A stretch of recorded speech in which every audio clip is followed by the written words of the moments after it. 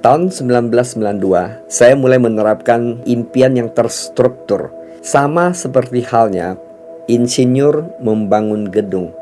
Biasanya insinyur tersebut merencanakan dulu. Jadi desain dulu, gambar dalam bentuk blueprint. Setelah blueprintnya terjadi, baru dia mulai ambil tindakan membangun gedung tersebut berdasarkan blueprint tersebut. Kalau kita tanya pada insinyur tersebut, mungkinkah kita membangun gedung tanpa blueprint? Pasti jawabannya tidak mungkin. Demikian juga dalam hal mewujudkan impian kita, tentu ada blueprintnya. Blueprint dalam hal ini sama seperti kita merancang masa depan kita dengan menuliskan impian kita dan kemudian kita memvisualisasikan dalam bentuk gambar. Yang dimaksud dengan visualisasikan adalah seperti ini. Biasanya kita mencari majalah-majalah lifestyle gitu, kita kumpulkan, gunting gambar-gambar yang kita mau. Biasanya rumah ada kolam renangnya, kemudian perjalanan ke luar negeri, bisa jadi mobil mewah, mobil Eropa atau mobil sport, atau juga kegiatan sosial. Bisa juga mungkin dalam bentuk kontribusi, menyumbang atau membangun tempat ibadah, dan seterusnya. Dan gambar-gambar ini setelah kita gunting, kita tempel di karton atau dream board. Saya yakin kebanyakan orang tidak menerapkan visualisasi ini. Kalau ditanya apakah kamu punya impian, sebagian besar jawab ya. Tapi kalau ditanya apakah impianmu divisualisasikan atau kamu ada blueprint dalam hal ini, saya yakin banyak menjawab tidak punya. Nah, kalau tidak punya, sama halnya dengan tadi kita tanyakan insinyur, tidak mungkin dia bisa mewujudkan gedungnya tersebut tanpa ada blueprint. Sama halnya dalam bermimpi. Saat ini saya sharingkan pengalaman pribadi saya. Tahun 1992 saya mulai mempraktekannya, tapi tidak terjadi impian saya. Kenapa? Jawabannya adalah karena saya tidak benar-benar memvisualisasikan. Kedua, bisa jadi impian saya itu bukan kebutuhan saya. Contoh tadi misalnya rumah yang ada kolam renangnya atau mobil BMW. Kalau ditanya, apakah kamu ingin rumah yang punya kolam renang atau mobil BMW? Rata-rata orang jawab ingin. Tapi ditanya lagi, apakah benar-benar kamu membutuhkan rumah yang ada kolam renangnya? Apakah kamu benar-benar membutuhkan mobil BMW? Bisa jadi bukan itu kebutuhannya. Bisa jadi mungkin rumah aja tanpa kolam renang, atau mobil aja, tidak mesti harus BMW, dan seterusnya. Jadi impian kita kebanyakan dalam bentuk keinginan kita aja, bukan kebutuhan. Kenapa saya bisa sharingkan ini? Seperti saya uraikan, 92 saya sudah tempel impian saya, tapi tidak terjadi karena hampir semua yang saya tempel itu adalah keinginan, bukan kebutuhan. Tahun 1998 saya pindah dari Surabaya ke Jakarta dalam kondisi minus. Minus artinya saya bukan hanya miskin tapi punya utang. Saya sudah berkeluarga dan saya sudah punya anak waktu itu 1 bulan anak saya.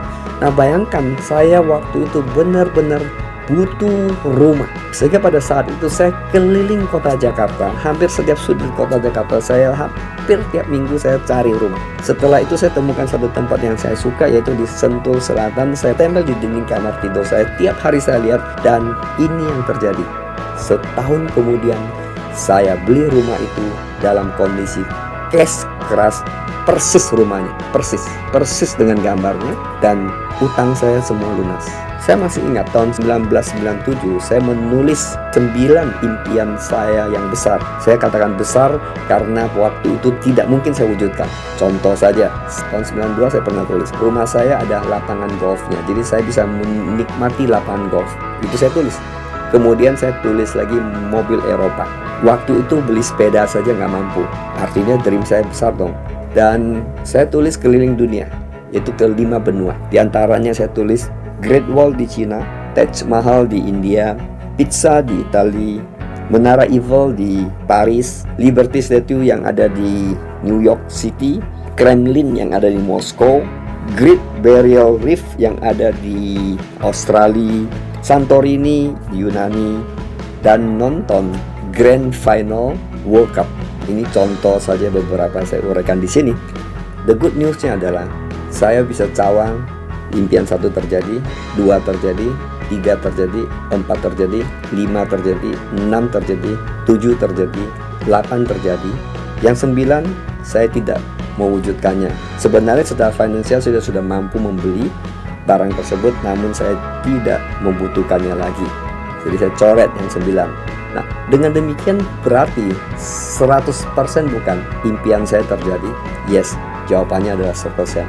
Nah, mau tahu kenapa di 92 saya tulis tidak terjadi sampai tahun 98? Itu berapa tahun? 6 tahun.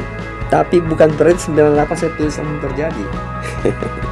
Dari 99 sampai hari ini, satu demi satu impian saya terwujud. Financial freedom, time freedom, dan itu semua terwujud. Thanks God, semua terwujud. Dan mau tahu apa rahasianya? Di samping tadi visualisasi, kemudian kebutuhan, dan ini yang paling penting.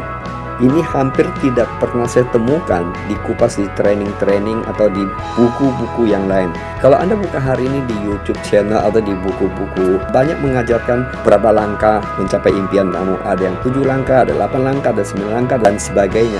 Saya tidak mengatakan apa yang diajarkan di YouTube channel maupun di buku itu salah, dan apa yang mereka katakan itu benar adanya. Tapi saya tidak menemukan yang satu ini yang dikupas, dan saya temukan jawaban ini. Di tahun 1997, saya melepaskan semua beban-beban saya tidak kasat mata, yaitu invisible burden. Saya lepaskan, dan ini salah satu rahasianya, yaitu invisible burdens. Kenapa itu begitu penting? Untuk menjawab itu, saya mengutip kata-kata dari orang tersebut. Beliau adalah seseorang yang luar biasa. Anda bisa search ke Google, cari tahu namanya adalah Richard Buckminster Fuller. Beliau mengatakan seperti ini, 99% dari diri Anda tak kasat mata dan tak tersentuh. Wow, 99%. Nah, kembali lagi tentang invisible burdens itu, apakah itu nampak? Apakah tersentuh? Jawabannya adalah tidak nampak, tidak kasat mata, dan tidak tersentuh. Yang ada adalah dia simpan di subconscious mind kita. Nah, kenapa ini penting? Karena bisa terjadi banyak keyakinan-keyakinan salah yang kita simpan. Contoh saja, saya rasa ini terjadi di seluruh dunia, dimanapun Anda berada. Sejak kita di perut ibu, kemudian dari kecil sampai hari ini, bukankah kita sering mendengarkan kalimat-kalimat yang seperti ini? Kamu tidak mampu, kamu tidak mungkin, kamu tidak bisa, kamu bodoh, dan sebagainya. Bisa kalimat-kalimat itu keluar dari mana? Papa, mama, kakak, adik, kakek, nenek, tante, om, teman dekat, tetangga, guru, dan seterusnya. Dan tanpa disadari, itu tertanam di bawah subconscious mind kita, itu menjadi satu namanya invisible burdens. Dan apakah semua orang memiliki? Semua orang memiliki. Dan ini mengganggu energi, karena frekuensi dalam tubuh kita tidak harmoni antara pikiran dan hati, dan itu akan mengganggu proses kita mencapai impian kita.